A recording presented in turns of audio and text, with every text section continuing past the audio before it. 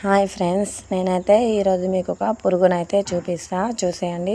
So ఇది దాదాపు చాలా మందికి తెలిసే ఉంటుంది. దీన్నైతే బంగారు పురుగు లేదా కందిరీగ అని అంటారు. సో ఇదైతే నేను మార్నింగ్ మా బెండకాయ చెట్ల సైడ్ అయితే వెళ్తూ ఉన్నాను. సో అప్పుడైతే అనుకోకుండా దాన్ని అయితే తొక్కేసాను.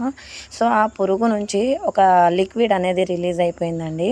సో ఆ లిక్విడ్ అయితే నా కాలు వేలి కొంటింది. సో ఆ కాలు వేలి కొంటినందుకే నాకు ఈ కాలంతా వాచిపోయింది. సో దీన్నైతే చిన్నపిల్లలు ఎక్కువగా మెడలకు తాళ్ళు కట్టి ఆడుకుంటూ ఉంటారు.